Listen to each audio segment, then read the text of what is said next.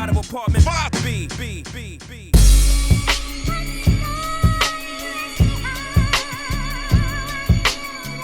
You're now tuned into the Apartment 5B podcast, where we chop it up about hip-hop, R&B, sports, love and life.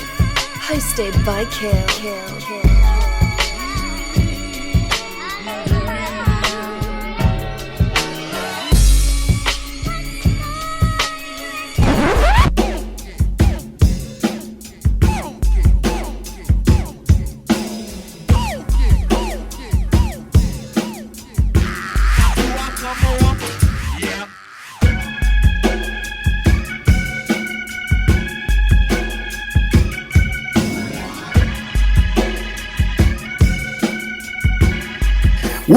What's good? You're into the Apartment 5B podcast hosted by your man, Kel. I got my squad with me. In effect, as always, I got my little sis, Porsche. What's going on, P?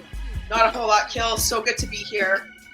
All right, no doubt. I got my brother Vegas out of BK. We got that Bed-Stuy Vintage Volume 1 out. Already working on Volume 2. What's going on, fam? Working, man. Trying to work before the work comes for me. So that's a little inside baseball. I hear you, man. I hear you on that, man. I hear you. Y'all know me. Let's jump right into. You know what? Before we jump right into it, I want to discuss something that I put on the timeline. You know, the other day it was a picture of Nas and Premier, and somebody was saying I didn't know that they were dropping something at midnight. This was on Wednesday night, coming into Thursday. I don't think we knew until they were dropping a single till Thursday. And I was like, nah, I'm good. I don't want this. You know, I feel like this is 10 years past the prime. It's like Hulk Hogan and Ric Flair, you know, wrestling 10 years past their prime. And I had no idea that this was going to turn into this whole hoopla. And I mean, I woke up to like literally over 200-300 tweets. And of course, probably 80% of them, you know, being disrespectful. So I just blocked a whole bunch of motherfuckers today. But I wanted to talk about, I wanted to kind of clear this up. Number one, to me, and we did a show about this. We called it 97 Hove. And it kind of was like, where is your favorite MC at their best? You know what I mean? And some people said 87 KRS, 88 Rakim, 96 Prodigy. So number one, I want you dumb motherfuckers to understand that just because you're not in your prime doesn't mean I'm saying you're not dope. That's absolutely not what I'm saying. There are a lot of people who are past their prime, but they're still dope. I think personally, Nas's prime to me was 95 Nas. Vague, I think I got this one from you. The eye for an eye, the verbal intercourse Nas, like that Nas to me was Nas at his, that's prime Nas. You know what I mean? Now, has Nas going on to make incredible songs? Fuck yeah. The 6th album run he just had with Hit Boy was incredible, but I just don't think that is prime Nas. Again, I think prime Preem is probably 95 Preem. That's Group Home. Is it Group Home? Group Home may be 96. But the moral to the story is it's all that hard to earn, fucking sunrises in the east. All of that to me is prime Preem. So again, it's not disrespecting them by saying, I just felt like we got this too late. I was asking Vegas off camera and I wanted to hold it till then. It's like we wanted Pacquiao and Mayweather. For people who may not know, Vegas is a boxing aficionado. When did we want the Mayweather-Pac fight? If you can't remember, just off top, Vegas, even if it's not the exact years, when did everybody want that fight? Probably 2 years before it happened. 2 years before it happened. That's when they both were like, I won't say prime, but it would have been a better fight. It would have been a better fight. The fight we got on a scale of 1 to 5, how many mics do you give that fight? 2. Okay. What do you think was wrong? Like, why was it? What do you think the fight would have been if we got them 2 years before? You think it would have been a 5 mic rumble? I think so, because in that fight, when they did fight, Mayweather was still good at what he did, defensively, offensively, and everything. He was still polished, but Pacquiao was dipping a little bit. You know what I'm saying? So he wasn't as aggressive as he would have been a couple years prior. And you could see it in that fight. You know, he was frustrated quickly. That wasn't Pacquiao style. Like, he would just attack most of the time. So you could see there was a difference, and you know, he was drug tested. So we're not going to talk about that because maybe that's what it was. But you know, it should have happened 2 years prior to the actual fight, because it wound up being a mostly boring fight, and it should have been one of the greatest fights of all time. So. Right. And again, y'all, everybody out there, that's all I was trying to say. It's no disrespect to Nas. I think Nas's last 3 years is one of the best 3-year run in hip hop history, especially for somebody 50 years old. But just for you dumb motherfuckers out there, just because you're not in your prime doesn't mean I'm saying that you're whack. I need y'all fuckers. I know no child left behind left a lot of you motherfuckers behind. I just need y'all to look up the definitions of word. We know y'all don't know what slander means. Now I see prime is a new word. Y'all don't fucking have any idea what that means. But it was no slander towards that. Porsche is excited. Me and Porsche go back and forth all the time. I'm like, Primo is done. She's like, no, he's not. So again, somebody, and this is the other part that kind of like annoyed me. One guy was saying like, Kill, read the room, you're wrong. And I'm like, nigga, what room? It's my timeline. It's my fucking opinion. Like, that's the other difference with you fuckers out there is you feel like you need other people to have your back. I've been outvoted on my own podcast, which is 100% fine. That's what I need you young boys to be able to do. Say your opinion, and if nobody else agrees with you, stand on that. Like, that's the part I'm like, okay, so the room is all against me. Am I supposed to now say, oh, okay, I'm wrong and I want it? What the fuck be wrong with y'all young niggas? Like, stand on what you believe. If you think it's going to be a great album, stand on that. Like, if Porsche says, yo, Kill, I'm looking forward to this album, and 8,000 Twitter niggas said, no, you're wrong, she should still stand on what she believes. Like, why would you buckle to even be like, all right, you right, I'm wrong, I changed my mind? No, that and again, we could go on about you young motherfuckers, and not all of y'all, but a lot of y'all. Y'all got to stop with this, bro. The whole point of read the room, nobody's agreeing with you. So it's like, what does that mean? Who cares if nobody agrees with me? That's how I feel. You know what I mean? Porsche, I know you're excited for it. And here's the other thing about me, y'all. Porsche, I'm coming to you. I'm sorry. Here's the other thing about me, y'all. If y'all really know me, I want to be wrong. I want to be wrong. At 50, I don't want to be right. Because if I'm right, that means it's fucked up. I wanted to be wrong about Ben Simmons as long as the day. If I was wrong about Ben Simmons, we would have at least had one championship parade down there on Broad Street. I wanted to be wrong about Ben. I hope, dead ass, I hope this single they drop at midnight is incredible and everybody can say, see, Kill, I told you so. Because you know what that means? That means we got Nas and Primo back. I would love to be proven wrong. I don't want to be right. I don't want to hear the single and everybody be like, damn, Kill, you was right. I don't want to be right. Because then if I'm right, it's fucked up. P, you're excited for this, right? Yes. Good. I'm excited.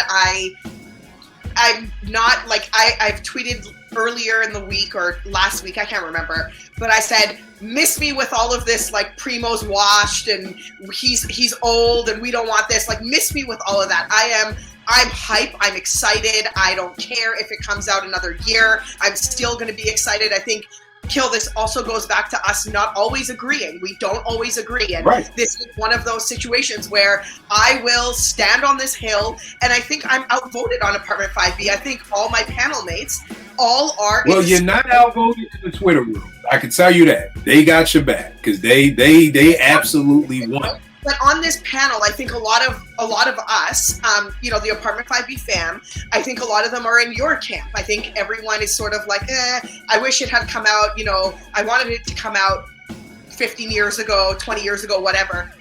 I'm totally fine if it comes out in 2024. I will be on the Apartment 5B hill on my own. I don't care. I wrote that on the timeline and everyone's like, nah, you're on that hill. I'm with you. I love to see it. It's great that people agree with me. I'm glad, that there's a whole heap of people that are excited as well. But I do know that there's quite a few people who agree with you. I saw a lot of tweets. So yeah, and it's weird because it's this split. And I'm sorry, Veg, what about you? Are you hyped for it? Because again, I was trying to explain to people on the timeline. We gotta start differentiating things. There's hype, and then there's I'll listen to it. Right. And a lot of people are like, yeah, I'll listen to it. Like, or people will say things like, it'll be better than 90% of the other hip hop.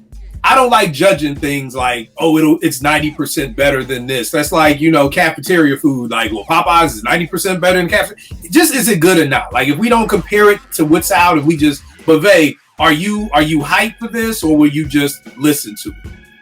I'm just going to listen. I think for me, the test was the Hip Hop 50 EP they did, or that Premier did, and it featured the song Breakbeat with Nas, and I was just kind of like, I like the Joey Badass song better.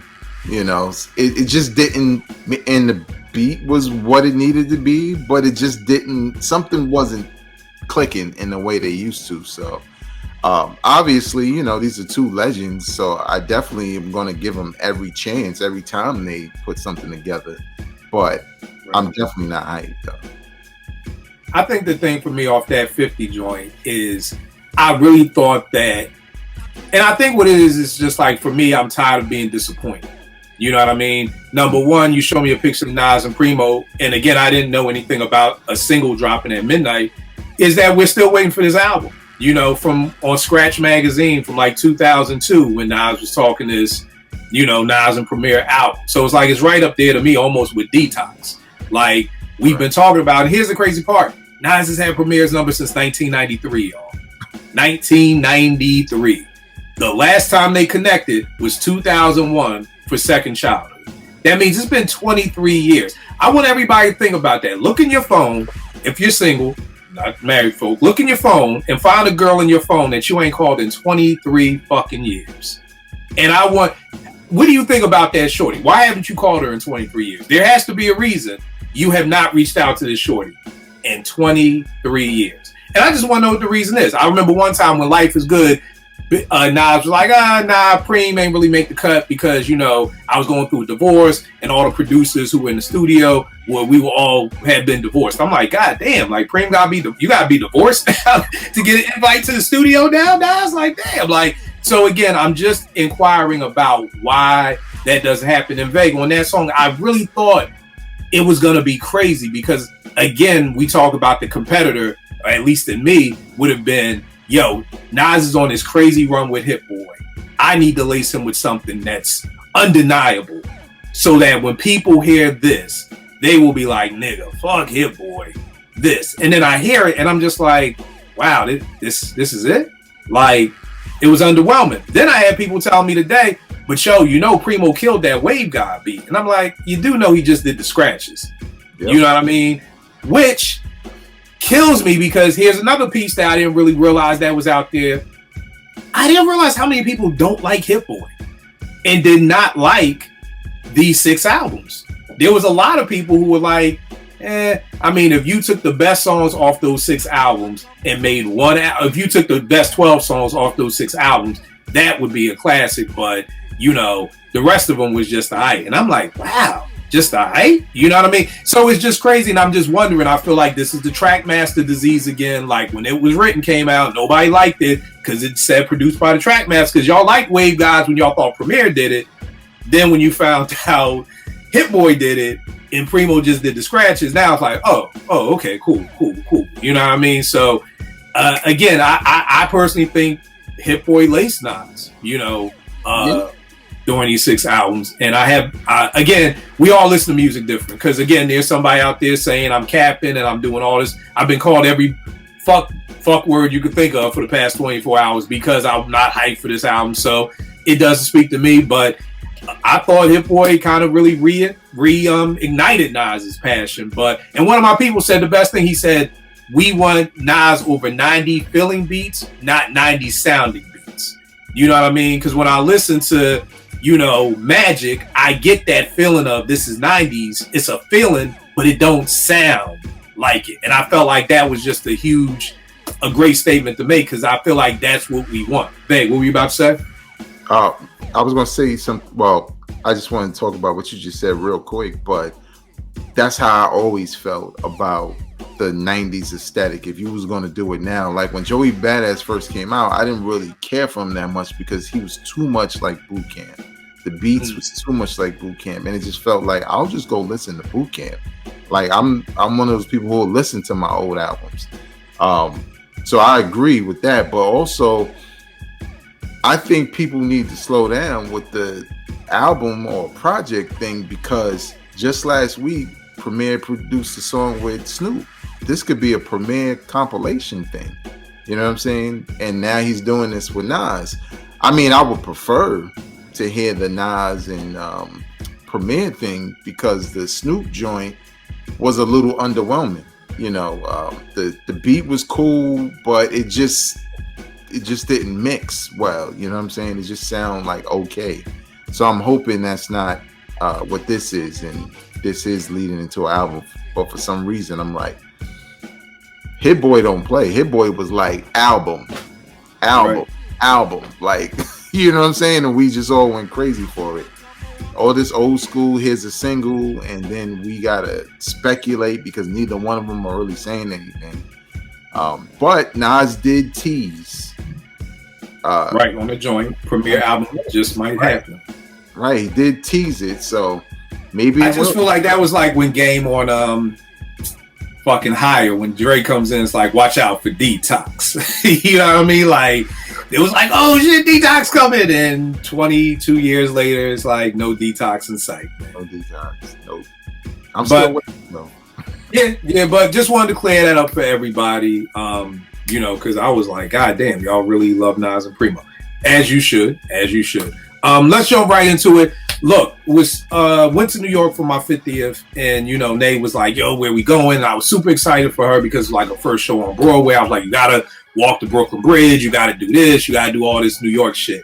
And I was like thinking, like, hip hop wise, what would be the hip hop spots that you gotta see in different cities? You know what I mean? Like, if you're in Atlanta, what is something that you gotta see in Atlanta? Or if you're in LA, or if you're in Houston, what do you have to see? Like, what would be on your list of things to see? So that's what we're gonna be talking about this year. I guess it's kind of like hip hop monuments or hip hop sightseeing. Like, what would you want to go see? Like, when I first got to New York, I was like, yo, I gotta hit up the hip hop museum. I didn't even know it's not even open yet.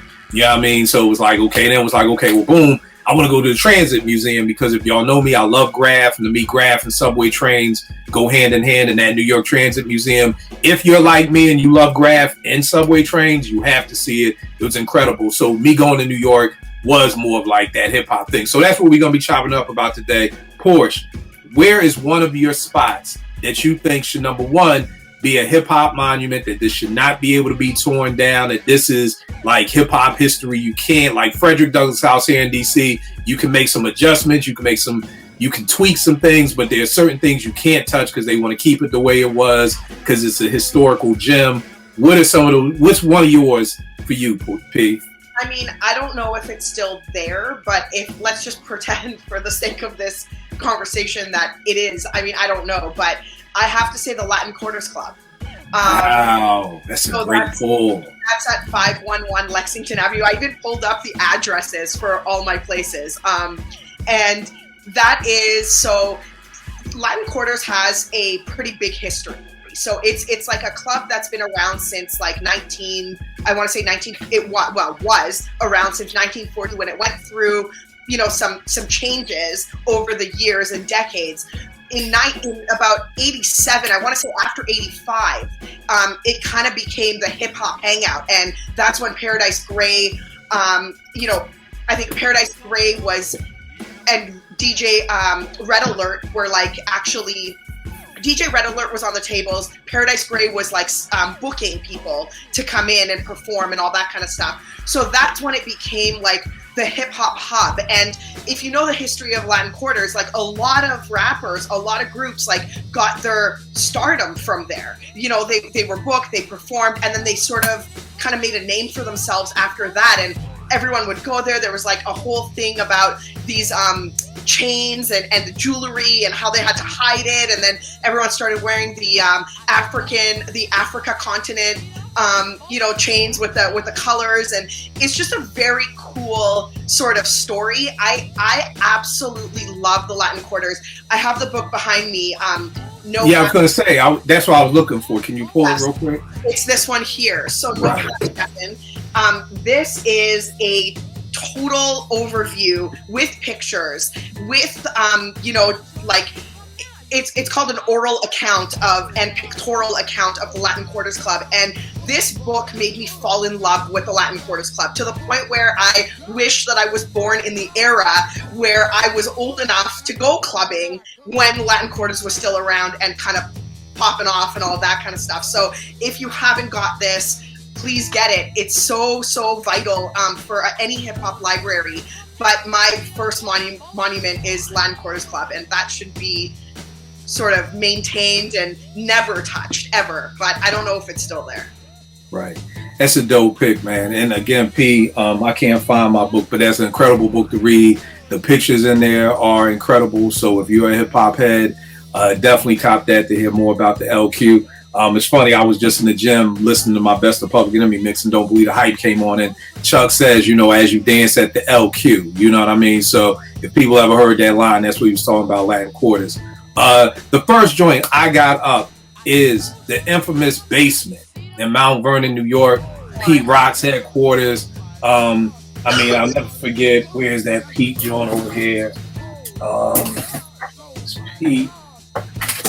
Yo, I mean, I remember getting the Main Ingredient and just looking at that picture all day, like just trying to figure out what the equipment was and everything. And I think for me, it's like the Basement it just kind of felt like that secret headquarters. It felt like the Justice League of America. It just felt like we're like, you know, everybody would just go hang out and Pete is making beats. You'd hear stories about Big coming through the Basement or just different people coming through and just Pete playing beats. And it's just like, I mean, I to imagine just, you know, Pete Rock with all his records in his element in his prime in the 90s, you know, kind of making beats and everything like that. I just felt like that would be incredible for me to see. And a lot of mine are studios. So like, you know, I'm coming from that, you know, standpoint of a producer, but I just think the Basement would have been crazy to see. Like, just, I mean, just what would that look like on an average day in 94? You know, Pete making a beat, CL in there, Grab, Hev coming down. Like, I feel like it'd be like one of them spots, like, you never know who's going to be it. You know what I mean? It could be Big Daddy Kane could be in there. Well, I mean, this would be earlier back in, but you never knew who would be in the Basement. So that's my first joint on that joint. Vay, what you got for your first joint, bro? Yeah, I think I have a couple of places that might be gone, but should be preserved or should have been preserved in some way. I got D&D Studios. Yeah. The amount of music that was created in the 90s, hip-hop classic albums like The Shining, I think either part of or all of Reasonable Doubt was recorded there also. Along with a couple of other joints from obviously Biggie and other people like that. Just an like historical studio to have so many dope records come out of that same studio. And even thinking about, you know, you could think about all the underground stuff that came out, or not underground, but I guess more like the boom bap. But then you also had obviously the Jay-Z's going in, like he went back to do So Ghetto at D, right? Nas has done work with Premier in there, obviously Big, and you know, all of them having a certain level of commercial success. I know that Premier had purchased it probably in 2014 or something like that, but then and changed the name to Headquarters. But then it shut down in 2016 or something like that, sometime recently. But again, when you think about everything that was created there, like all those classic memories, probably the stories that exist that aren't on record or that we haven't heard, if there was some way, because it's probably mad pictures or whatever, there was some way for them to recreate it. Because I know, you know, Kill, like there's studios where it was like, yo, everybody tagged on that wall over there. Right. And you could stare at that wall for hours looking at all the names. So D&D Studios definitely is a classic hip hop spot that needed to be reserved or preserved. It's crazy too, man, because that was definitely one of mine. And I mean, I think I loved it just from the standpoint that was like, you know, Premier had his own room. So for people watching, it's basically in the 90s, if you wanted to rock with Premier, you had to come to D&D. Like, you know what I mean? So that's what brought Jay there. That's what brought Big there. That's what brought Nas there. Because it was like, you know, if you want a preem beat, you gotta go to him to get it. You know what I mean? And I mean, Boot Camp, I think it was 3 rooms in there. And Preem basically had one room, and I think the Beat Miners had another room because I think All of Us Shining was recorded there. I think Helter Skelter was recorded there. I mean, you had the D&D project, which was probably one of the biggest letdown compilation CDs ever, because when I heard that, and I heard the first single, to Take One and Pass, or whatever it was what, Smith & Wesson, J. Rue, Fat Joe, KRS, and Fat Lion. I said Fat Lion. Mad Lion. My man used to make fun of him and more. He'd be like, man, you talk about Angry Puma? Like, nigga, his name Mad Lion. Nigga. Like, but that Take One, Take Two, and Pass was crazy. The remix was crazy. So I was like, yo, this compilation with the amount of people, like you said, babe, the amount of people who record out this studio, this album is gonna be crazy. And that shit was trash.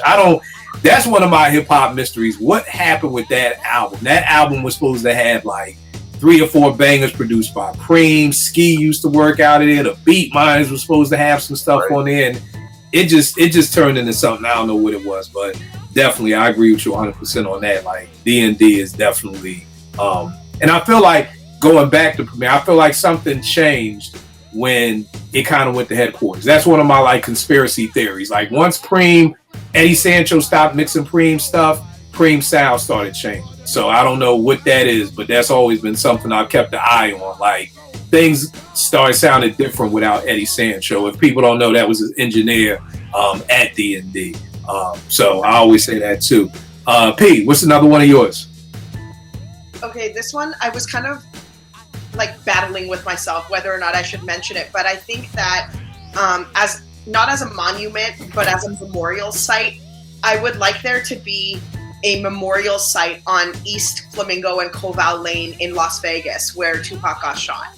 And the reason for that is really because that's the last time Pac was out kind of in a city before he died. And next thing, he goes to the hospital and he kind of passes away. So I just think that since that's the last place that Pac was at, like alive, really, I think that should be a memorial site. And I think that it would also be good to just have a place where we could, you know, just kind of remember and fill with flowers and turn such a bad sort of situation or a sad situation into something kind of pretty, you know? And I know that it would be flooded with pictures and, you know, just the way that people sort of remember and like to show and express their remembrance. I think that it would be a really good thing. So for me, I've been to Las Vegas many, many times, and I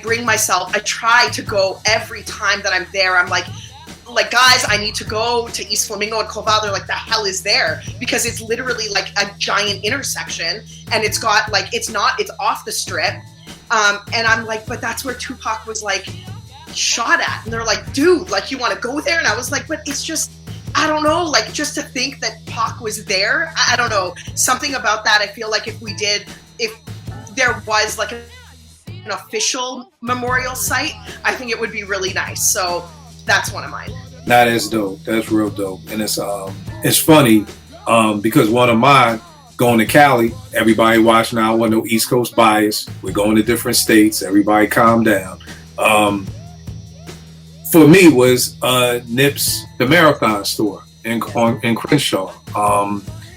It was one of those things, and I've shared this before, like Nipsey to me was like one of my favorite rappers. Keep in mind, favorite. I didn't say the GOAT. I know y'all fuckers can't understand the English around here, but he was one of my favorite MCs. I got put on the Nip before I even really heard his music, just about, you know, what he was doing in the community. And it just kind of touched me with what I'm trying to do in the community. And I was a fan of him as a man before the music. And then, Victory Lap came out, and it's one of, Five Mics, one of my favorite albums over the past 24 years or whatever like that. But, when Nip got murdered, it was crazy because I was watching this thing. I don't know if y'all ever peeped this. I think it's GQ, where they have a couple come on and they like ask each other questions. And I was watching the Nipsey Hussle Lauren London episode. And my man Steve was having like his anniversary dinner. So I paused it. I was like, I'm gonna watch this when I get back. And I never been into them Hollywood couples. Like I never gave a fuck who's with whoever, but I just always fuck with Nipsey and Lauren. And I like paused out, like I'll finish this when I get home. Went to my man's anniversary dinner, and niggas hit me like, yo, Nip got killed. And it was just like, damn, I was just watching this boy right before I came out here. I felt like with Nip, he always had some game. Like, I felt like in every Nipsey interview, like, I walked away, like, feeling smarter. Or, like, I was watching something on YouTube the other day, and it was just, like, 20 minutes of just Nipsey Hussle game. It's just like, yo, this dude was like, I don't know how we replaced this dude or whatever like that. But the last time I went to LA, as soon as I touched down, I called Evan, was like, yo, we got to go through the Marathon store. And this was probably pre-COVID. So it was right before COVID, and like the store was closed, so we couldn't, see anything. It wasn't open. But I definitely think that should be some type of monument. I hate for these places to just end up being as fucking CVS. You know what I mean? Or just being, a strip mall or something like this. Like, just what that store stood for and everything with Nip. So I definitely am with you on that portion. Even if it's funny because until, say, one of my students got murdered 5 years ago, it was like a son to me. And they put, where he got killed at, they put a cross up. And at first I didn't understand. I was like, yo, why are we like going to celebrate where he was killed at? But I understood, like, from his mom's standpoint of that. And like, we pass it every day. People go leave flowers, balloons, and everything. So I definitely understand that piece. So I'm definitely with you on the Pac one, because I definitely think we need something about Nipsey, where Nipsey was. The same way we put these statues outside of stadiums where people hooped, we need statues outside the places that these people call their home base. Totally off topic for 2 seconds. Vay, what do you think about these baby statues that they keep giving the Sixers, man? Well, I didn't really get excited about it because I already knew that the practice facility had smaller statues. But I think they need to understand that now it's time. Like, it's time. Right. Dr. J, like, get some big statues, man. Because when you go to the joint in LA, it's crazy outside there. You see Shaq overhead, you know what I'm saying? Like, Magic over there, like Kareem. And it's these huge statues. And I don't know, like, I forget who said it, but he was like, it looked like a trophy and not us. Here's the crazy part, B. Like, I felt like this joint right here was the Iverson statue. It was like, here you go, AI. like here's your statue, bro. Like, enjoy it. And again, I know that supposedly what it is, the Sixers don't own the stadium, the Flyers do, so they don't want to put anything down there. But then one of my LA people was like, well, the Lakers don't own the Staples Center or whatever it's called either. You know what I mean? So they're saying, like, supposedly if they bring the stadium downtown, then they'll do it. But it's just like, bro, you got to stop with these baby statues. And it's at the practice facility. Nobody's going to see it.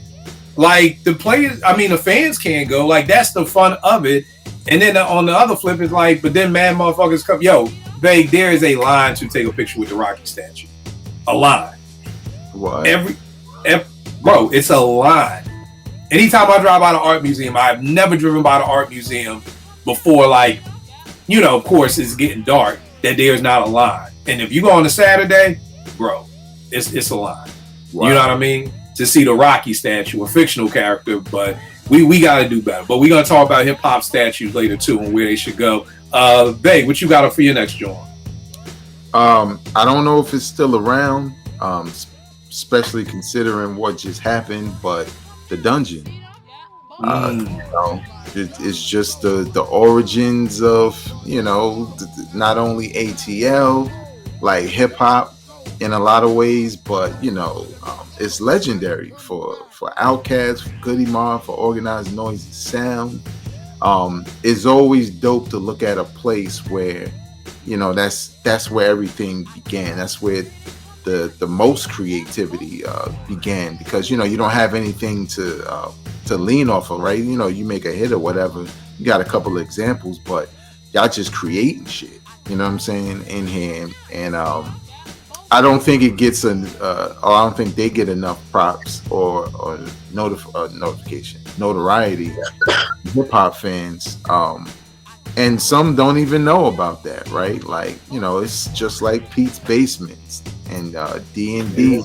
It's a legendary studio. So not only a place I would want to visit and learn more about, but, I think it's something that should be preserved. Yeah, no doubt.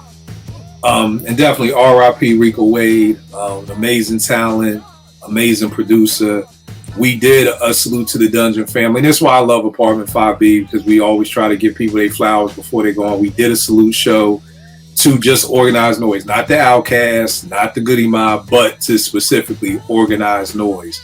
So I definitely put the link in the joint for that. And here's the great part, Veg. If it's still true, unless something changed, Big Boy brought it and turned it into an Airbnb. So that he did, but that changed. Damn, that changed? It did. So if you look now, first of all, for a while you were able to search the dungeon on Airbnb, but it was blacked out. Like you couldn't actually book days. It was all crossed off, but you could see how it was preserved, and there was like sections of it that were had like, you know, picture frames and like, you know, little stuff, I guess, that they had in the home, and it was kind of roped off so that you could see it, but you couldn't really access it. Now when you Google dungeon, because I pulled up the address of it, because I went to Atlanta like 2 years ago, and the first thing I said was, we got to go to the dungeon. I spent the whole day going to the dungeon, walking around, taking pictures of like every angle, and they were kind of, it was under construction. Now, if you Google it, it actually says permanently closed, which it didn't say back then. So I'm not sure exactly what happened, but I don't think it's up for Airbnb anymore. Wow. But I think that was the plan. So Right. I could be wrong. So if anyone's watching and they live down the street from the dungeon and they know what's going on and I'm wrong, then please advise, because we'd love to know.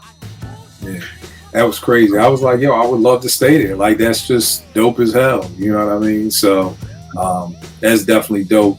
All right, on my end, we're going to go to Philly, and I'm going to go with Questlove's crib in West Philly. Now, a lot of people, if you read the liner notes of Things Fall Apart, Philadelphia Half-Life, if you read Quest books, he always talks about how his house was just the jump off, and it was you could come through any day. It's where talent got discovered, the Jazzy Fat Nasties, Bilal would come through, and these were people who were, you know, before they blew up, you know what I mean? So you could get a young Bilal in high school, maybe Jasmine Sullivan comes through, maybe Joe Scott's there. He talks about Kilo, who was, the first two albums were produced by the Grand Niggas. They said it like that, but it was Grand. I always said the Grand Niggas, but it was like Kilo, Chaos, Quest, and I think there was another producer. So how Kilo would be making beats, and Quest talks about how he made the beat for Clones, and he just had it playing all night. And he was saying that he would actually call the police on himself just to get all these people out of his house, because everybody would be there and nobody would want to leave. So he would literally call the police on himself to have them come clear out the house. So again, similar to what D&D, and I think what a lot of these places is going to be, is just the memories that people have. Like, to me, that would just blow my mind. And no, I think Beans came through. Malik B brought Beans through one day before he was Beans, and that's how Beans got on Adrenaline on Things Fall Apart, because he came in with that whole style, like that Eminem style. So it was like, and they said he just did that for like 20 minutes. We're like, yo, this dude got to make the album. So, you know, I just think any type of memories like that are always dope to me. So definitely Philly for that one. P, what do you have up next? I'm sorry I skipped you. I'm sorry. Oh, no, that's okay. I had the dungeon as well, but I obviously Bank mentioned that and I talked too. So I'm going to go with 1520 Sedgwick Avenue in the Bronx. Herc's legendary birthplace of hip hop. You know, the location where the first hip hop party started and all of that in August. And so I think that just off the strength of it being, you know, I guess, like, documented place where, because I know everyone's like, nah, but hip hop started before that. It was somebody else. And then I get it. And that's cool. But this is, you know, documented and wildly accepted as the birthplace of hip hop. So I think that just off of that alone, that should just be preserved, and that room should be preserved. I don't know if they've restored it or they've tore it down. Like, I don't know if it's a janitorial room now, like, who knows, but I think it should be preserved and definitely dedicated to hip hop. I think there's something to be said about having like a little plaque or something that indicates that this is, you know, a really special place for hip hop fans and hip hop culture in general. So that one. Yeah. I definitely had that on the list too, and I think too, it would just be dope to just have and maybe they do this already, I don't know, but just having a block party there every year for the birthday of hip hop. It was one of my pet peeves. It was like, for the 50th, everybody came out the woodwork. People I ain't never seen even mention hip hop before. Oh, we hear about the hip hop memories, and nigga, shut the fuck up, nigga. Where's you the other past 49 years? Like, you should be having a birthday party every year, and I just felt like, it was dope about what happened, but I would love to see, and like I said, maybe they do it and I just don't know about it, but it would be dope to just have a huge block party, that whatever that day is. Forgive me, everybody out there, for not knowing off the top of my head. Porsche, do you know the day, or Vague, do you know the day of? August 19th, 16th, one or the other. Okay. Just to have something that day to celebrate hip-hop, I think will be dope, because I think what is heartbreaking to me, and one of the reasons why I want to do this show, is because I don't feel like we have these hip-hop monuments that can't be touched. Like, you know what I mean? Like Porsche said, that room that they had that party in, come on, that's the janitor. It could be a janitor's closet. Like, that's just super disrespectful. Like, how do you have the room that could possibly have been one of the first hip-hop parties ever, and now you just keep mops and shit in there? Like, so it's like, I feel like that's something that we have to try to figure out a way to eventually do and change and everything like that. Vague, was 1520 one of yours, or? Yeah, absolutely. I do think they do some kind of block party. I don't know if they've done it for every year. They might have started more recently doing that, but I agree with Porsche. Like, it would be dope to preserve that room, or at least duplicate it at the museum, where you go in there and there's a DJ and they playing the music of that day. Like, maybe he can give you a playlist. You know what I'm saying? You have somebody. You have like a master of ceremony in there, right, with him, with the DJ, and you go in there and you party for a little bit. Like, it would be dope to have that, to get a feeling of what it was like. That's one of the things I liked about the Spike Lee exhibit, because there was and the Tupac exhibit, especially the Tupac exhibit, because there was portions of it where you walked in and it was like, oh, this is the studio, or this is this, or this is that, and you felt like you were there in some way. So I wish they could do that, but yeah, that'd be dope. Gotta preserve that. Yeah, that'd be dope. Well, what's next up for you, Vague? Next up for me, 8200 Wilshire Boulevard, Death Row Records. Oh yeah. I don't care if I just go stand outside of it. Everything will go through my head at that moment. The music that was made, the piss people had to drink, Chronic, Doggy Style, Dog Pound, like, all the nostalgia would just hit me. And I think in a lot of ways, Death Row gets a bad rap because of how it ended. Mm-hmm. But it was glorious for a while. You know what I'm saying? Like, it's dope to remember, like, Rockefeller's heyday, Def Jam's heyday, even Bad Boy's heyday, or whoever.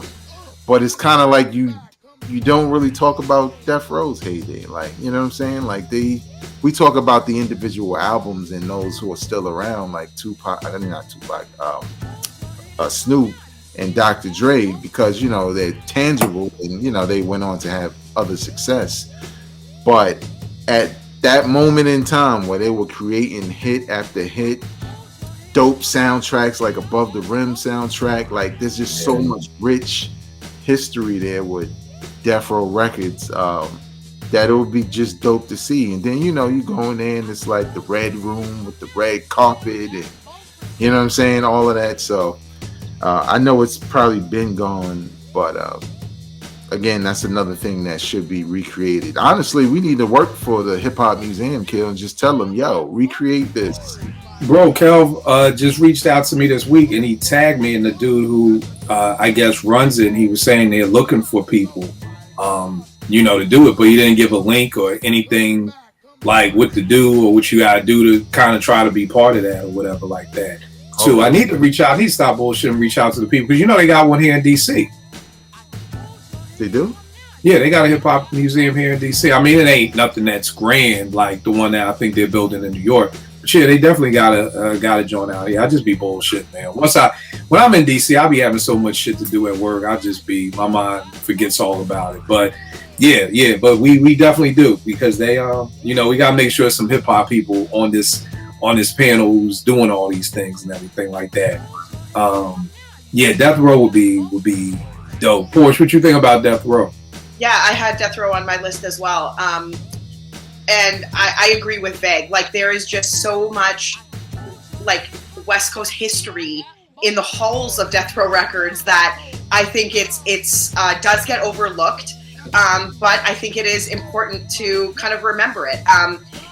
Unfortunately, the way, like Veg said, the way it kind of ended wasn't great. But at one point, it was really the hub for the West. And that is, to me, that's a really big deal. I mean, Pac was there, Suge was there, not that, Suge Knight, whatever, but, Dre, like, all these people, Snoop, like, everybody went through there, all these legends that we kind of still like and listen to and kind of follow along with, were there. And I think that that's a little piece of West Coast history that should be maintained.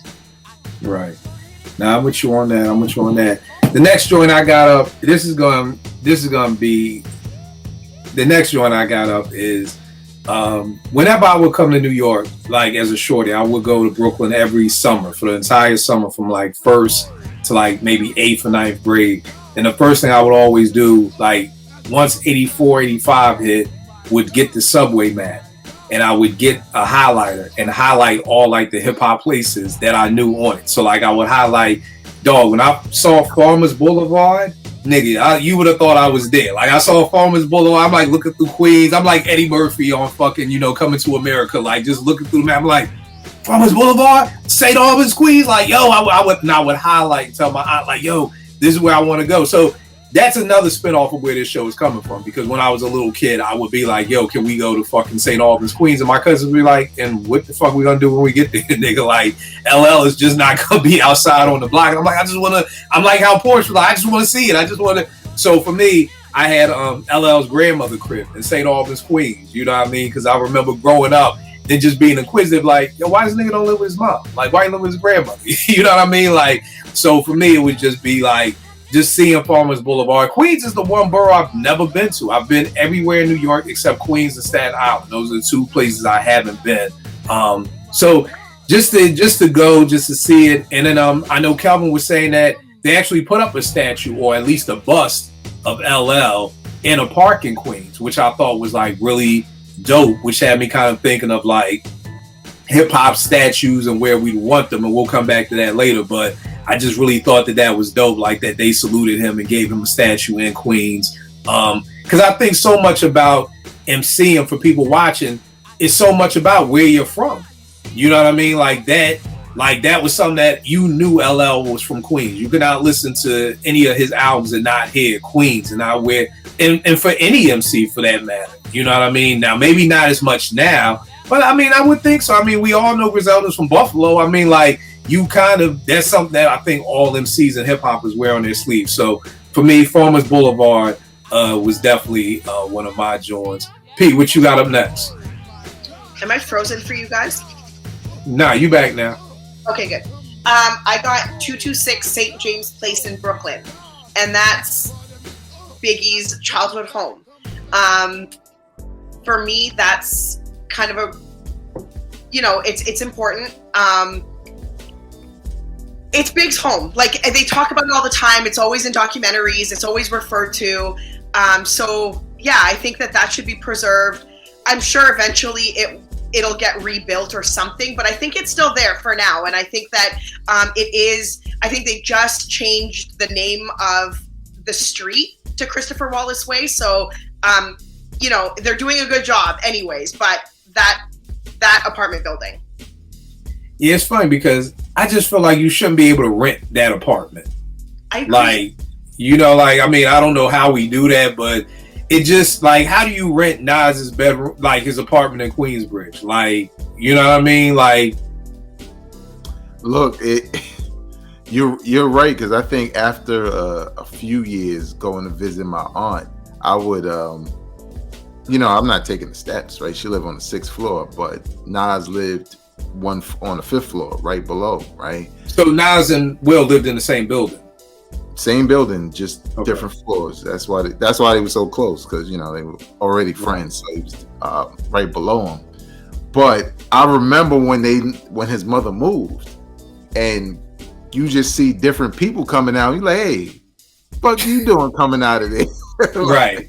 They like, we live here now. Like, oh, right, okay, yeah. So right, yeah. I just feel like you can't just rent Nas's fucking bedroom out, like rent his apartment. I just don't feel right. So I definitely feel you on that, P, with Big Spot. What do you think? Like really thinking, what do you think that could be done? Would it be, because I mean, I get it, you got to rent the building. These people, the landlords, don't give a fuck who lived there before. But do you think, like, I don't know, what could we do with the apartment? Like, of course it's not big enough for that to be the museum, or like, do we just put a plaque outside the apartment? Like, how do we do that so we at least know Nas used to live here? Like, but then I guess it's hard, because then you don't want motherfuckers, you live there now, niggas just be at your door every day taking pictures and shit outside the plaque. So I guess it's really nothing you can do either. So I think it's a little bit different, because like when you look at like jazz and other preserved homes, sometimes it's like a house, what I'm saying? And somebody lived in, and they just preserved the whole house that you can come to. But I was thinking, like, maybe Nas buys it or whatever from whoever owns it, and then does something with it. But at the same time, do you want this basically museum to just be there? You know what I'm saying? And it is the projects. So right. As soon as white people, we're going to with 5B to see Nas. right. It's still the projects. Right. So I guess outside the building, maybe on outside the right. Put something in, like, that would be dope. But yeah, I guess outside of that, you can't do much else. Let me see what I got, where I want to go. Let's go to Power Play Studios in Long Island City, Queens. Power Play was a studio in the 80s that a lot of the golden era, my era, people used. Witzhawk and Eric B. and Rakim, Salt and Pepper, Biz, G-Rap, Kid and Play, Main Source, Heavy D, Organized Confusion, Herbie Lovebug, BDP, Tila Rock's It's Yours was recorded there. And it's one of my favorite. I just posted the KRS figure I just got that's around here somewhere. This joint, By Any Means joint right here, and I posted it with the album cover of By All Means Necessary, and even on your slipping he says lay it down at Power Play, all you suckers are taught. You know what I mean? So Power Play, again, just one of those studios. It's funny because even doing the research for this, they were saying back then it was like $45 an hour. You know what I mean? And it was just like, wow, like these heavy hitters were only paying $45 an hour. But people watching, that was a lot of money back in the day, for a rap dream that may not come true. But definitely Power Play was one of the joints I had up. P, what you got up next? Real quick. No, I'm sorry. What's up, Ed? Where's Power Play again? They said it was in Long Island City, Queens. Do you know what's crazy about that? When you said KRS One, that's essentially across the water from Queensbridge. Oh, okay. Queensbridge is Long Island City, Queens. Okay.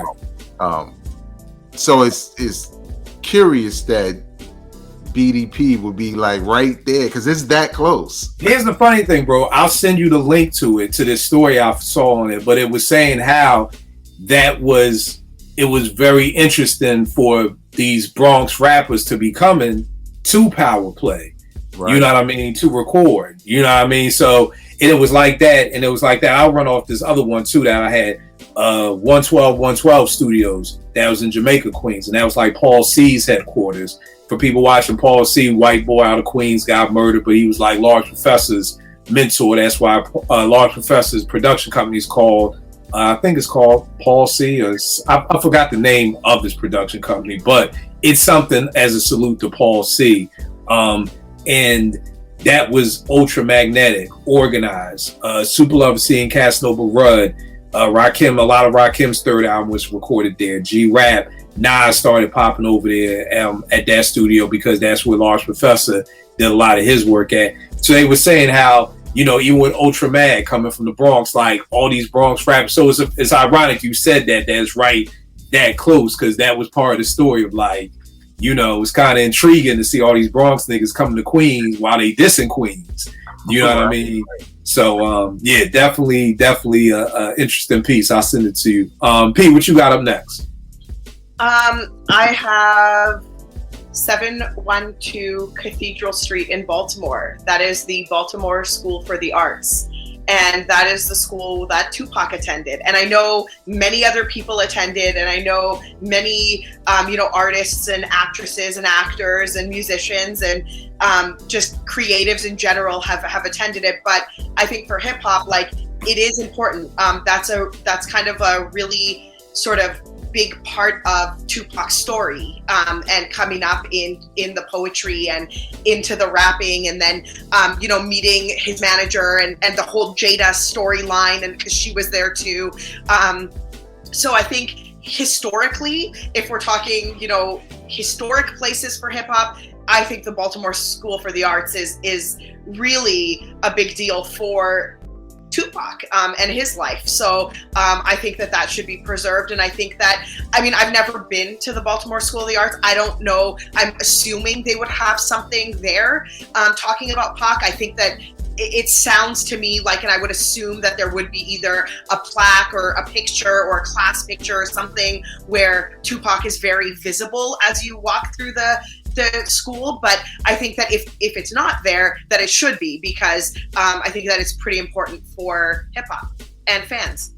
If they're not doing that, please let me come be the principal, because I would have I'd be trying to get so much funding for the school. We could change the name. It's Tupac School of the Arts, like we could, this whole school would be Pac'd out, like, you know what I mean? So, and like you said, I've never been, but I'd be remiss to say that they don't have something. Yeah, I'm positive that they about do. Pac. Sure that they do. Tell me this, Pete, because we were talking about this on the timeline one day, and I'm always like, when niggas will meet me and they'll be like, "Yo, Killer, I'm from Philly," and I'm like, "Well, where from?" And they be like, "Oh, I'm like, "Where'd you go to high school?" Like, "Oh, I went to high school in Delaware." Then, nigga, you ain't from Philly. So, where do you all see Pac from? In Philly, it's a very big thing about where did you go to high school. Like, if you went to high school in Philly, then we're like, oh, okay, you went to Philly. Or you left the elementary school, like, we not gonna claim you. So the whole thing was, where is Pac from?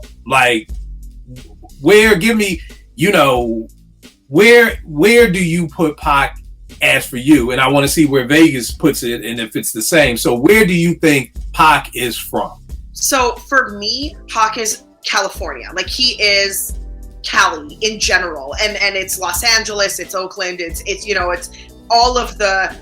He just was so, and I have to preface this because I talk about this a lot with people, whether it's on the timeline, whether it's in real life, and everyone's always like, yeah, but Pac isn't really West Coast because he actually grew up in Baltimore, and then he's actually East Coast. He was in New York, and he was here, and he was there, and then he got to California later on in life, and he wasn't even from LA, he was from here. And there's a lot around Pac, and I get that, and I love that for him, that he's sort of everybody's, everybody can claim him, and I think maybe he likes that about himself too.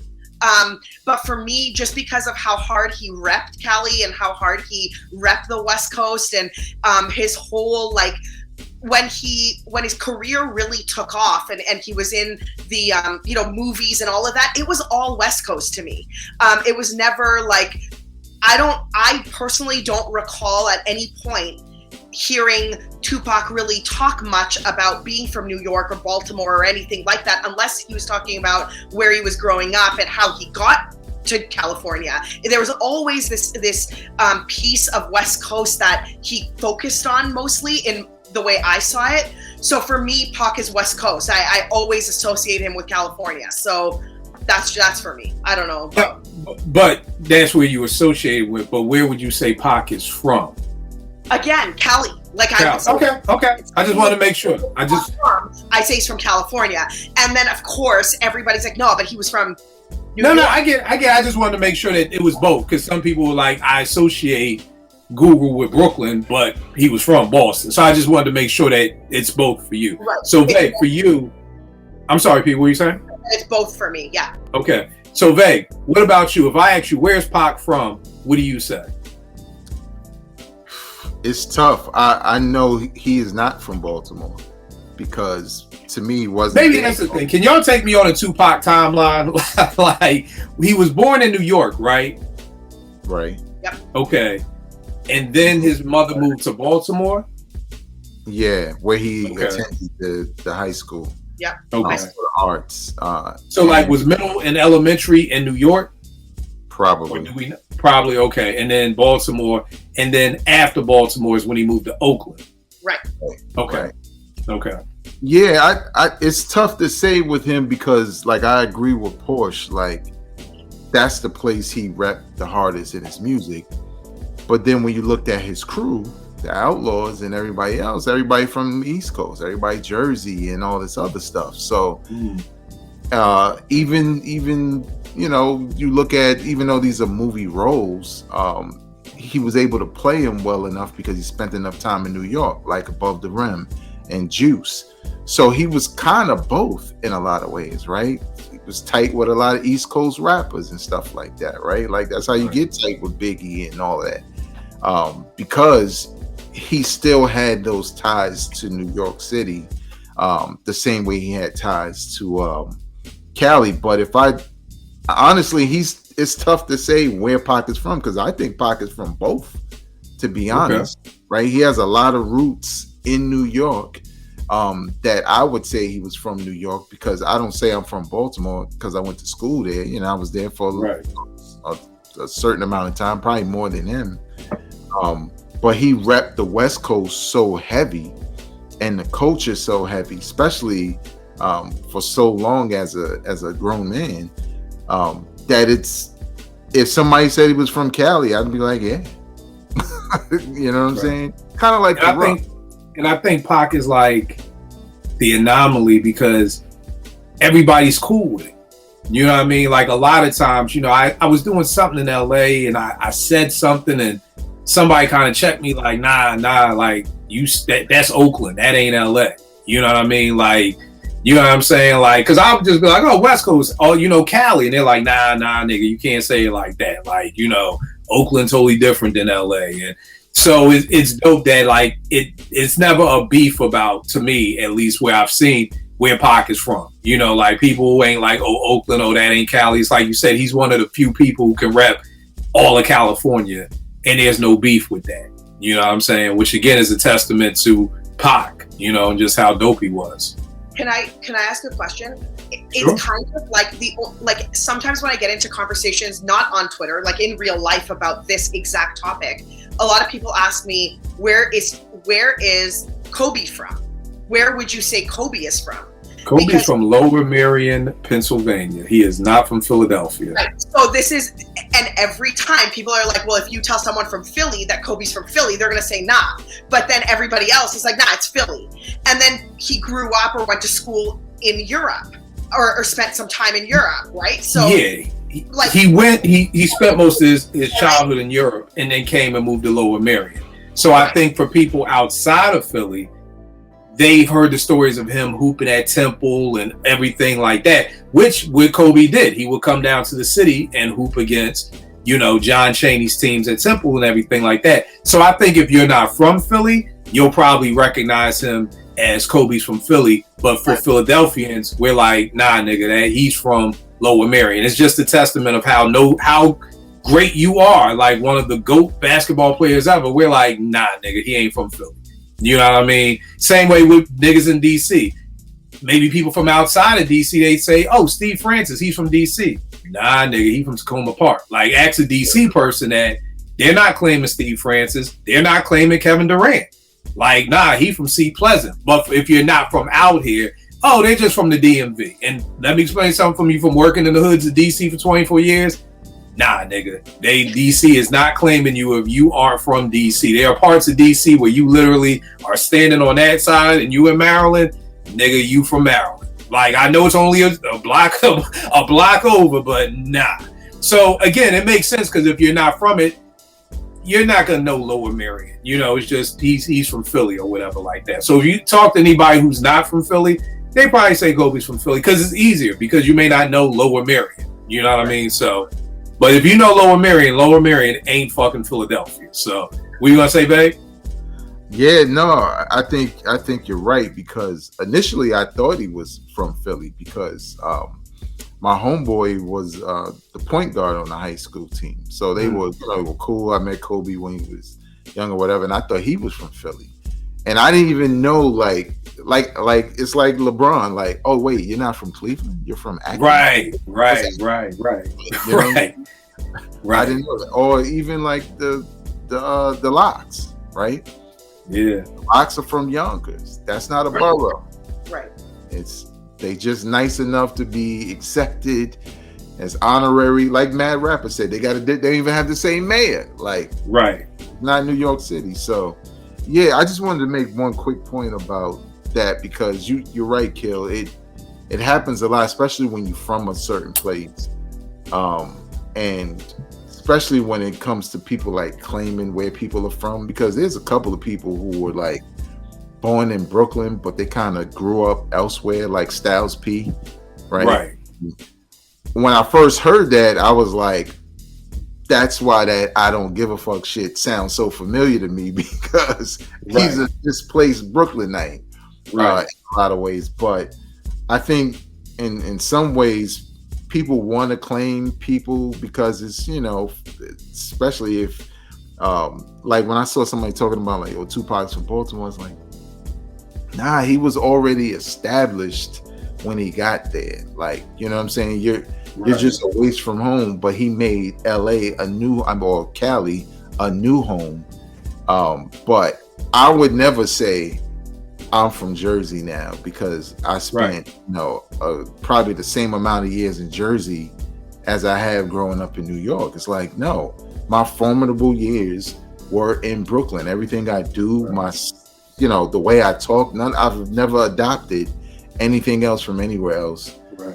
It's like that's what made you. That's your foundation. Right. You know what I mean? So that's what's to me, that's what's key. Like your foundation is that Tupac was like a chameleon. He could be in Cali and it's like, yo, he's from Cali, y'all. Like he's just like us, you know. So right. You ever seen these joints on YouTube? It's like, dude, it's a cartoon, but he's like telling Pac stories. And it was like this Pac story, like him and Tretch, and how they got into this big beef or whatever with the Crips. I heard the story. I didn't see it. I'll send you a link to it, but it's dope because if these stories are true, it's like, yo, Pac's a wild boy. Like, you know what I mean? And it's all totally believable. You know, it goes right in line with Pac. But I think it's also dope because it's drawn as a cartoon. So it also adds that element to it also, too. You know what I mean? Tretch is the only person who tells stories about Pac that I believe every word. Because he never seems like he's there for any clout chasing. He's there to tell y'all about his friend. And it don't matter what the subject is. It's funny. This story about the Crips, it's about Tretch, but Pac is like, yo, let's go see the Crips. Like the Crips was looking for him, like, yo, they put a green light on you with Tretch. You know what I mean? And Tretch was like, yo, fuck that. I'm going back to Jersey. And Pac was like, nah, nigga, I'm going to go stay and handle this shit. You know, but I'll send you a link to it. But definitely, you know, some dope stuff like that. Then again, I think that's the thing, like even with somebody was like, yeah, you know, Melo's from Brooklyn. I'm like, I'm bugging for a minute. I'm like, Melo's from Baltimore. You know what I mean? But then I remember he was born in Brooklyn.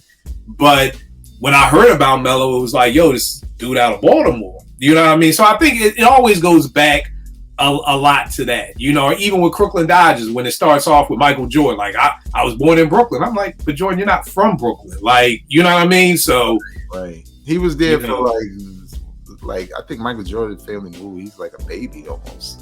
Right. But the Melo thing drove me crazy because they played Welcome Home and I'm like, yo, he is not from Brooklyn. Like he's a Baltimorean. Right. So again, you know, just funny to talk about that. P, what's another spot you got? Or did I leave off with you, P? You said the thing. That's what we got on Pac. All right. The next one I got up, I'll take this back to my childhood. 52nd and Parkside Avenue in Philly. My mother is a jazz musician. The bulk of my younger years was spent having to go to rehearsals and studio sessions and all that. We're driving through the park, and we come out of the park, and we're at this light, and I look up at the light. I look up at the street side, and it says 52nd and Parkside. And then I looked over there, and it said the Parkside Inn. Now, for anybody who knows anything about Schoolie D, he has a song called Parkside 5-2. You know what I mean? So the little 11-year-old, or maybe I was 9 or 10. Now I had to be older because Parkside, somewhere I'm a kid. And I saw that and my head just exploded. I was like, yo, that's the Parkside Inn that Schoolie D is talking about in Parkside 5-2. And it was just like, my brain exploded. And it was just like, yo, it was like, and like I always say, Beg, I think the one thing about you New Yorkers, and I don't know, like, you know, similar to how Porsche talks about, you know, not really being in the States and, you know, not having access to everything. In Philly, we didn't have access to rappers like y'all did. Like, you could have been walking down your block in Brooklyn and see Big Daddy Kane, you know, or niggas in Queens would be like, oh, I saw LL at the McDonald's. Like, that wasn't shit. Like, in Philly, that wasn't my story because I'm not from West Philly. Most rappers was from West Philly. So maybe they could say that. Me being from Uptown, so me seeing 52nd and Parkside, it was like, again, this takes me back to why I think this show is so dope, is because it was like a hip hop monument. Like when you, as a kid, you hear or you're standing on a place where someone said in a rhyme, and I don't remember the dude's name, vague, Porsche, you may remember this. This guy was selling like these hip hop signs that they were red, and like he actually was putting them into like the signposts in the hoods. And it would be like, you know, I think J. Rue said something, I'm going to totally mess up wherever he said it on You Can't Stop the Profit. He said, meet me at something at 2 on the dot. And they would take that sign and put it right where it was. So it kind of was almost like trying to be a hip hop monument. So if somebody, you know, on 52nd and Parkside, there would be a red sign there with Schoolie D saying something about the Parkside Inn. And he was going all around, you know, the United States doing things like that. Like if you shouted out a street or a block or something like that, he would go to that block. So for me, just being a kid, like it was like, oh shit, this is real. Like he's not just making some shit up and around. Like there really is a 52nd and Parkside, and then there's a Parkside Inn bar right there at 52nd and Parkside. And again, as a kid, my head just exploded, and it was the dopest thing ever. So I definitely. Now, keeping in mind, 52nd and Parkside is the hood. I'm sure there's probably been 100 people killed at the Parkside Inn. So, you know, I don't even know if it's still there. But, you know, I thought that was crazy dope for it to be there. Vay, what's another joint that you got? The Tunnel. I don't know if it's still around. For damn sure ain't the same spot if it is. But the Tunnel was dope, ghetto, high class, dangerous, unisex, Sausage Fest another night. Dangerous. Did I say dangerous already? Yeah, you said dangerous. The Tunnel was crazy. The Tunnel was kind of like, obviously like hip hop central because Funkmaster Flex was tearing it down all the time. He was big on the radio, so it was kind of like he would hype it up to a certain degree where you had to be there and everybody was there, rappers coming through, performances, all kinds of crazy stuff going down in there. I've only been there a few times, and the reason why I said all those things because it was like night and day. I went there one night, it was dope. It was what you saw in Belly, you know what I'm saying? It was cool, it was the club. Went there another night, it was like, just be prepared to fight. Like, just right. Just there's 100 niggas over there with one shorty in the club dancing in the middle. Do not dance with her. Here's the thing, bro. What do you think changed the nights? Was it whoever was performing that night? Like, you know what I mean? Like, what do you, or do you know, like, what kind of edged it out to be one night is this and one night is that? I think it's like any club, or I mean, there's a couple of New York clubs around that time where you could look at it that way, right? Some spots was just dope club and people were there all the time. And then some, you know, was performances or, you know, whatever Flex said that kind of drove people to be there. The couple of times I went, we just went, you know what I'm saying? And, you know, it was different. each time. So I just remember like a spot that was just always live, and it was the place to be, and everybody wanted to be there. And I know, the first time I went, because it was already notorious. So the first time I went, I thought about places like the Latin Quarters, right? Because I was way too young to be there. But I'm like, yeah, now I'm at the tunnel in my time. And then I was like, oh yeah, just like all the other clubs, like, yo, hold up, son, let me Right. let me get my square together, so we could be safe. That's all. But yeah, dope times. I wish there was a way to preserve it. I know they've done like loose documentaries or whatever on it. Did the joint ever come out? Because they were doing a documentary on the tunnel, right? Do you know if that ever came out? I feel like something came out a couple of years ago, but nothing like how Mass Appeal is kind of taking some of these hip hop memorials or monuments, I should say, and done a thorough documentary. So I don't know, but it would be dope to see. Right. Mr. C, rest in peace. Yeah, rest in peace, Mr. C. Did you see? Did you hear about his cause of death? It was like diabetes. Yeah, like diabetes or something like that, or complications from that. Which is, again, like I've always said on the timeline, men, we have to take care of our health. We got to get on it. Make sure you got that life insurance right too, so that your family don't got to do a GoFundMe. If God forbid you pass away, let's take care of these things. So we're making sure that we're good, because we're getting older, and I don't think as men, there's no conversations about. Nobody ever came to me and talked to me about life insurance. Like my parents, nobody. It's just I don't know why that's not passed on, but it's definitely something that we definitely have to look into, and it's important to take care of our health and everything like that. Porsche, what you got up next? I have Record One Studios in Sherman Oaks, California, which is a neighborhood in Los Angeles. And what Record One Studios is again, this was like acquired back in the late 70s or mid to late 70s. And, a lot of other artists had gone through there. It wasn't until about 88, I want to say late 80s, mid to mid 90s, that it kind of changed.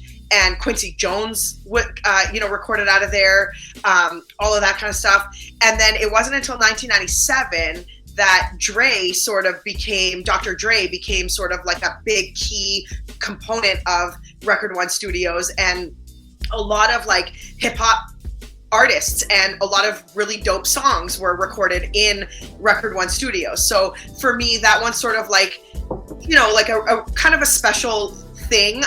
There was a lot of New York artists that came out and were recording out there. So for me, I think that would be pretty cool to preserve as well. I don't think the West Coast has as many sort of places and monuments, obviously, as New York does, or as some of the East Coast places do. So I think that it's really important, for me anyway, that whenever we learn about these little things and gems in hip hop, that we sort of preserve those, or at least make mention of them, or kind of keep them in our mind. So that's why this one kind of went through my radar, because I was like, oh, what was the Quad Studios or the D&D Studios of California, of LA, right. And it's Record One Studios.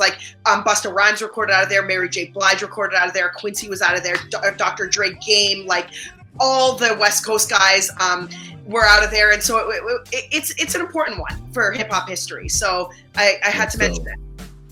I'm gonna stay on the West Coast with you, and to be honest with you, I don't know what is the monument.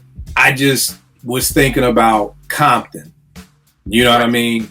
And so I would almost want a West Coast person to tell me. I'm thinking of Eazy-E and what he did for the game, and of course his death, and just in NWA and just everything for Compton. Because again, just for me, maybe other people disagree, I feel like Compton is really what put the West Coast on the map for me with NWA. Of course, I know there was Ice-T and there were other MCs before NWA, but I think for me, it was Compton was kicking the door like LA, like we here, y'all. You know what I mean? I remember not even know what Compton was. Like straight out of Compton, fuck is Compton? I've never even heard of that before.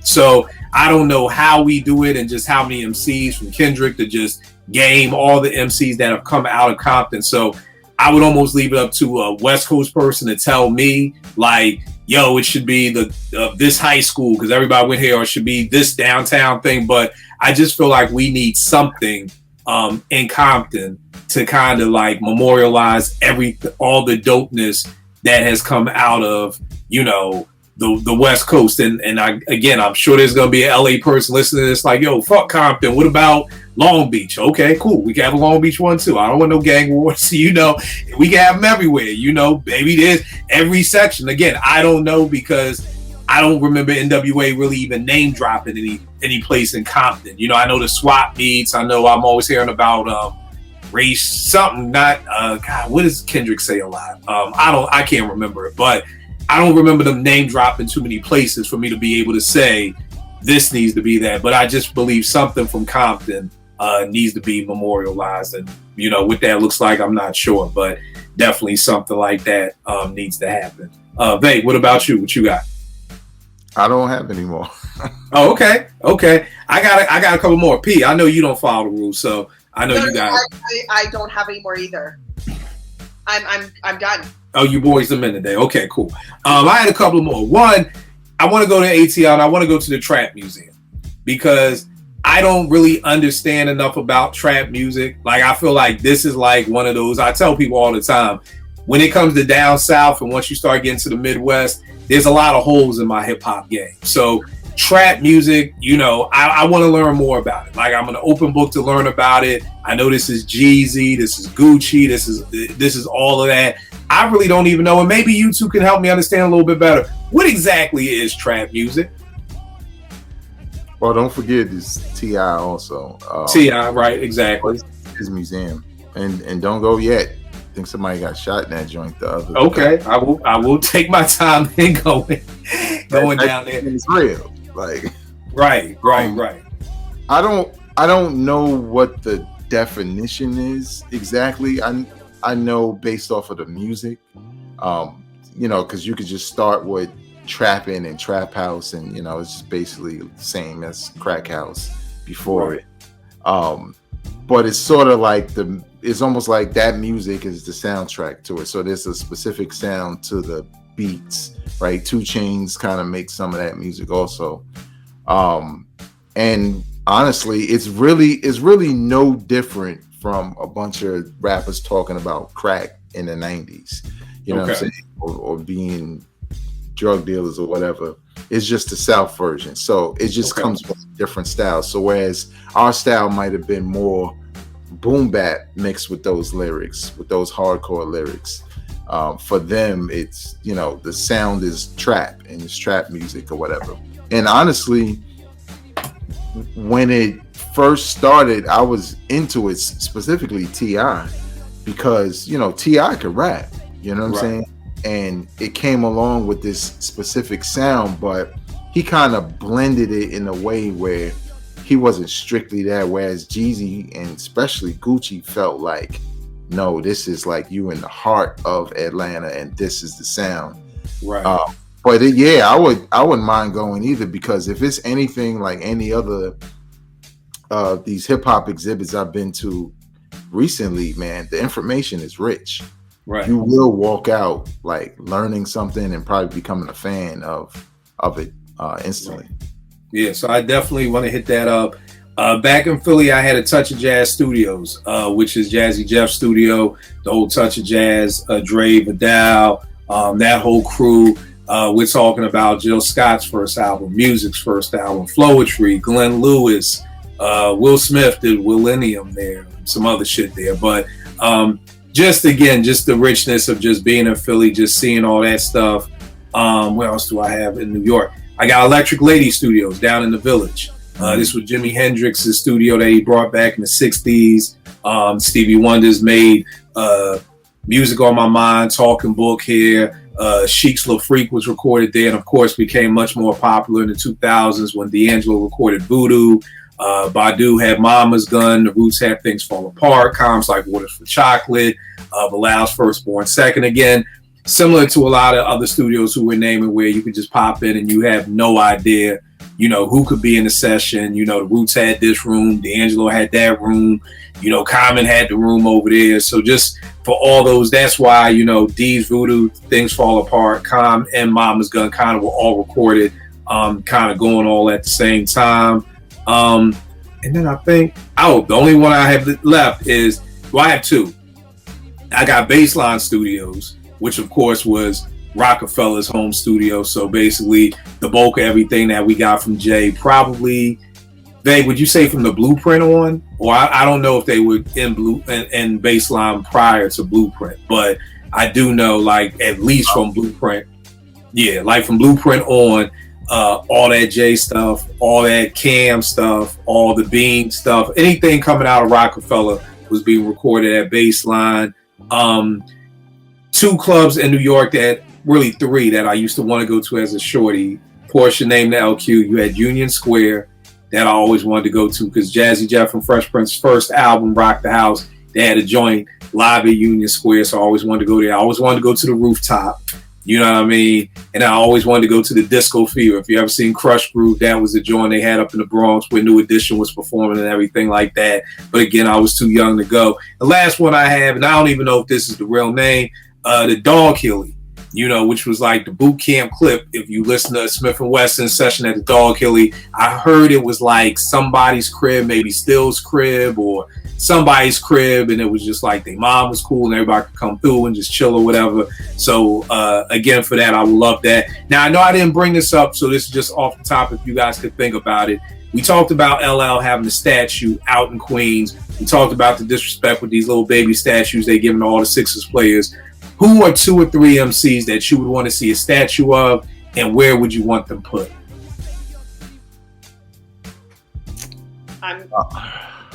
You can go, Porsche. Okay. We know Pac.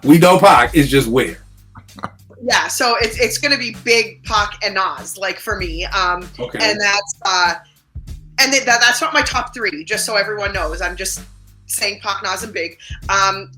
Pac's I'd want, honestly, right in LA, even though people are going to say Oakland, but I think LA, just because of it being more of a destination, like more people go through LA than they do, venture out to Oakland perhaps. I know that's more of a touristy kind of touchdown as well. I just think what I have in mind is more like kind of accessibility, rather than having to like trek out and then people be like, nah, I don't want to go see it.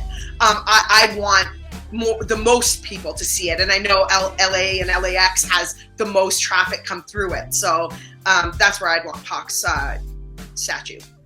What about Nas? Nas, Queensbridge. Is there a place in Queensbridge that we could put a Nas statue? Nah, man, they about to gentrify it anyway, so that's when it'll go. Oh yeah, they tried to kick the. I don't want to get too political, but they tried to kick the residents out already. Out so it's the happen. projects. Mm-hmm. Yeah. So remember, a couple of years ago, maybe 2019 or 2018. Amazon was trying to put a factory or whatever in Long Island City, Queens, right across the water, like we said earlier. Is that the joint where they tore down the graffiti thing? Because there was this huge graffiti like thing in Long Island City, and they were tearing it down. That's one of the things that made me also think about doing this show, because everybody was in this uproar, like, how are you going to tear down this beautiful, with all these great burners on it? And it may have been for the Amazon, or it may have been for anything, who knows? They could have been building apartments by the water or whatever, but they could have been doing that in preparation, because a lot changed, but the community kind of got into it and Amazon canceled the move. But Queensbridge's been being prepped for takeover. Now on some old takeover, like tear down because it's the biggest project in the world, right? Yeah, I don't know if they're going to tear them all down because those types of buildings exist in New York City, and some of them aren't ghettos. You know what I'm saying? Because Right. you walk past like, yo, it's the projects, but then you see white people come out with their dogs and expensive Wow. carriages. You like, oh, okay, but it looks like what we know. It looks like from the outside in the projects. Right. But they really were trying to, like, you know, raise the rent, give people a deadline to get out. Just making a lot of changes because that's what they do when they gentrify. They change things around you to make it uncomfortable, right? And then eventually, you know, they raise your rent or whatever it is. It's still in motion, just not in the same way it was. It was pretty aggressive when Amazon was supposed to be moving across the water, but yeah, man, it's crazy. So now they'll probably still do a Nas statue because they do it in Brooklyn. Brooklyn is gentrified, and then there's a Biggie mural. Right. And you're like, yeah, but it's not. If he came back, he wouldn't recognize this place. Like, Right. So, All right. So Nas is in Queensbridge, and where are we putting Biggs? Anywhere specific in Brooklyn, or just, you know, leave it up to Brooklyn folk to kind of vote on where it No, goes? I would leave it up to Brooklyn folk, but I would love for it to be somewhere. I don't know the street. Remember when Big passed away and they were taking the car? There was, I think it was the hearse down the street, and then it was all you could hear was like the music. I don't know what street that was that they were driving down, but I would love for it to be there because I feel like that there were so many people that came out for that and were there, you know, just watching this hearse pass by. I think it would be, I would leave it up to Brooklyn folk. They know what they're doing, and I trust them and their good judgment. And yeah, I would be very okay with that. Okay, well, Brooklyn folk, where would you want the statue of Biggie to go? Yeah, no kidding. Let me know. I would love to know.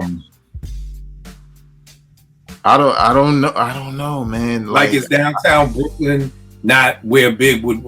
Like, that's the thing, because I know we could be very particular. Like, because it's almost like Portia, how you said, you want it to be what's the goal? Do we want it to be accessible to people? Then maybe downtown Brooklyn. You know, that's why I'm like, if we want to be accessible to people, we may not want Queensbridge. We may want. It's kind of funny because he like lived there, but then he would go down the block and over some, and he would hang out there. And so it's kind of like Big wasn't just sticking to where he lived. He was all over. So it could really be anywhere. Beg, what do you say? I would say probably not downtown Brooklyn because it's not really what it used to be. It's more like any other mini mall kind of area in America. Right.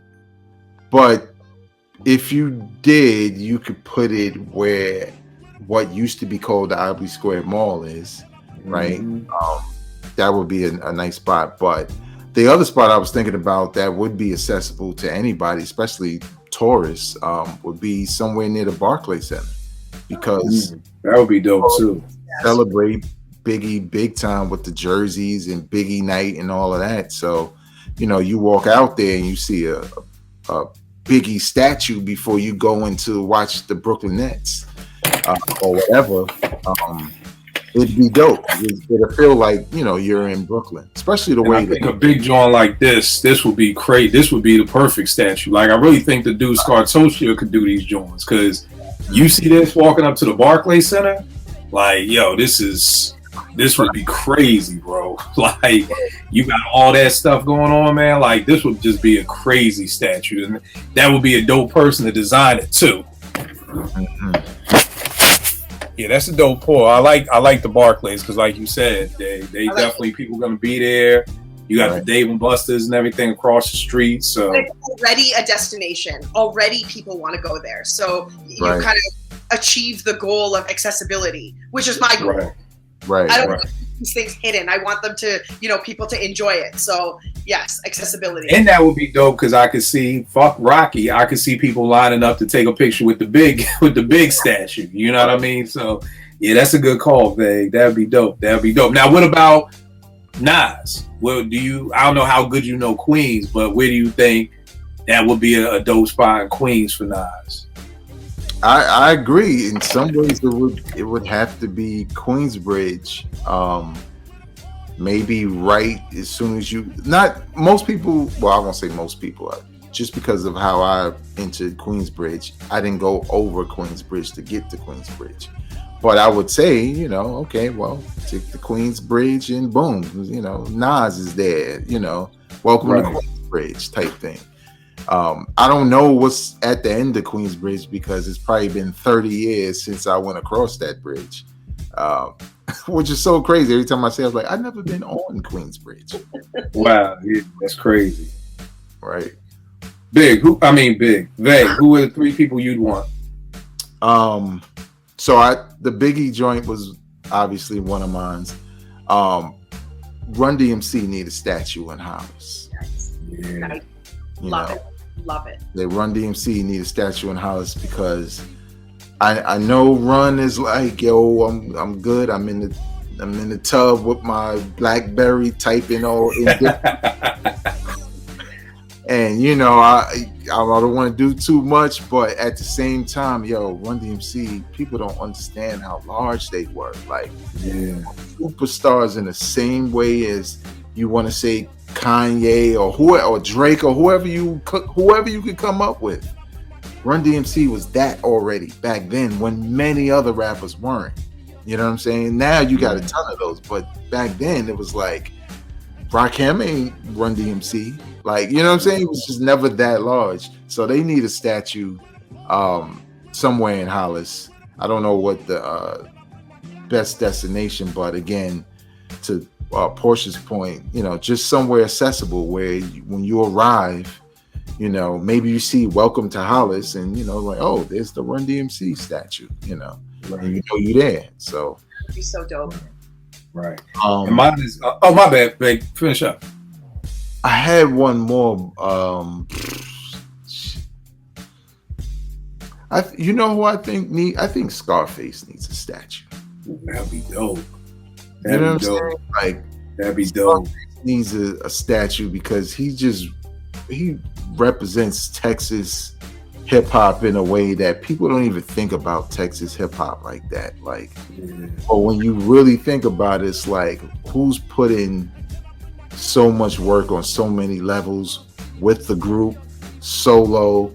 Obviously, people saw him on Tiny Desk and just rediscovered him or discovered him for the first time. And it's like, yo, this dude, he's like a Run DMC in a lot of ways. He's like a Biggie in a lot of ways. So, I don't know if you put it in, because, you know, we think about the lyrics and what they say. And it's every time we say somebody like, oh, put it in Queensbridge, it's like, yeah, but that's the ghetto. I'm not going. Right. Or we might go. Right, but the people. Right. It could be a very dangerous situation for some people. So I'm not sure where exactly, but somewhere down there, that would be dope if there was a statue of Scarface.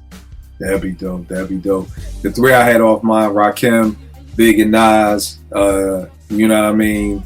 Y'all have already said the Big and the Nas. I don't know where Rakim would go. I mean, again, I've never been out. I have been to Long Island. Yeah, I've been to Long Island, but I've never been to Wyandanch, where he's from. So I would leave it up to somebody from Long Island to kind of say this would be the best place for it or whatever like that. Yo, I'm really capping for the boy Scartocio to get, you know, to make these statues, because I feel like this Nas statue would be dope. You had something like this out there in Queens, you know what I mean? Like, so I definitely gotta, you know, give him the shout out. Like, yo, he's making the dope smaller statues. Like, he definitely could design something crazy, you know, for Queens for that too. So I think that would be dope too. And I guess like an honorable mention, man, I would love an Outkast statue. You know what I mean? And again, it's going with Scartocio. That's the one I'm waiting for now. Probably won't come here for another 6-7 months, but he's got an ill Outkast statue that's crazy. And I don't even know where I'm gonna put because I'm out of room. But I would love that for you know, Cast, where to put it. I don't know if it's downtown. I don't know if it's Little Five. I like Little 5 Points. Little 5 Points is like a villagey, South Street type, you know, neighborhood. You know, it's kind of like whatever you think of the village used to be in like the 90s. You know, it's kind of like that's Little 5 Points. So I would almost shoot for Little 5 Points. You know what I mean? That's why I go digging It's not necessarily downtown Atlanta, but it has enough activity to kind of draw people to it. It's actually where there's a huge mural Outkast in Atlanta that's at Little 5 Point. So I would say that. So prayer for everybody watching. We did not stick to the East Coast. We tried to show love to everybody. Oh, I have one more. DJ Screw's Garage. I think that is where the whole chopped and screwed tape thing came about. Again, that's a hole in my hip hop game. So I would love to learn more about that. But I definitely wanted to remember Houston before somebody said some shit to me. So I definitely, the DJ Screw Garage, if I'm not mistaken, there's no disrespect, but wherever DJ Screw perfected these chopped and screwed tapes and the lean and all that stuff, I definitely think something like that needs to be a monument for what he did for that Houston and Texas culture out there. Dope show, y'all. Vague. Tell them what's going on. Where can they get the new project? What else are we cooking up? Everything. All right, so me and Kill put out a 3-song EP called Bed-Stuy Vintage Volume 1. It's available at vegasworldinc.bandcamp.com, but also you can stream it on Apple Music and Spotify and other digital streaming platforms. It's basically a EP. I'm kind of celebrating, I guess, 30 years of writing. Started rhyming in 94, and I just figured, it'd be dope to do a project that just kind of commemorates that in a lot of ways. So I'm doing a lot of the different things I've always done, from just spitting like songs like Hoodie Vegas, or having concepts like Tell Me Another One. And we're gonna have another volume to drop probably in the summer sometime. I've already done 2 more songs and 1 on the way. So yeah, man, cooking up. So yeah, vegasworldinc.bandcamp.com. Definitely go through, chop it up, grab that. Vane, tell them about the podcast and everything else you got cooking up too. So obviously you can follow me at Vegas World INC on all social media platforms. I also do a weekly podcast, a weekly news podcast called Hip Hop Now Podcast. But by the time you post this, it'll already be out. But on a site called Substack, which is also an app, I've been releasing chapter by chapter chapters from my book that I wrote called Experience Hip Hop. I've put out the first chapter, which is about Ice Cube's death certificate. It tells where I was at that time, the whole story behind me buying it, and in detail, from me like lying to my mama about going to buy cuss music and all of that. But the second chapter is out now, and it's all about Illmatic. For those who don't know, Ill Will is my cousin, close cousin. Queensbridge is like a second home to me. I was around all the time. Yes, I know Nas, I know Jungle, Wiz, everybody or whatever, grew up with them. So when Illmatic dropped, it was a different experience for me, unfortunately, because I'm a big hip hop head and I got to watch all my friends get excited, and I was still kind of mourning the loss of my cousin. So I kind of talk about that time when I bought the album, how I felt about it, when I realized like, Nasir could spit, so check that out. It's a good read. And obviously on my podcast, I'm going to also commemorate the 30th anniversary of Illmatic. So, and where can I get the snippets of the book? It's on Substack. But if you follow me on social media, you can get to it through links, and I'll be posting everything. So at Vegas World INC, I'll be promoting it heavy soon.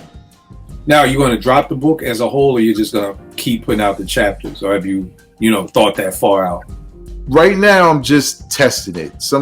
A good friend of mine told me, drop the book anyway, even if you release all the chapters. So right now, I'm just testing it, seeing how people react to it, if they like it, how they respond, and maybe I will. So, all right, is the book done? Because now you have me like, now I'm all in on this book. Like, is it done? Okay, it's been done for years. I just never got to. You gotta drop that shit, man. Right. It's the publishing side of it. I just right. When you're the artist, sometimes you just want somebody else to do the management. Trust me, bro. Let me say I appreciate you because you have handled everything for promoting anything we've done. Like, and it's been relaxing to me. I send Vegas beats. I fucking get songs back. Here's the cover art. Here's the promo video. Here's everything. It's like it's a beautiful thing. So I totally understand what you mean from that standpoint. We gotta see if we can get somebody to get on the business tip side of you for that, so we can hear that, because I'm definitely interested in reading more about that. Pete, where can they get at you? On Twitter at Shayla Porsche, and next Bandcamp Friday is Friday, May 3rd. So if you are kind of keeping your finger on the pulse of your favorite artists, just make sure you're getting their links to their Bandcamp so that you can cop their joints on Bandcamp Friday. But you should cop their joints anyways all the time, but especially on Bandcamp Friday. So yeah. Definitely. You already know it is with me, Kill889, Twitter, IG.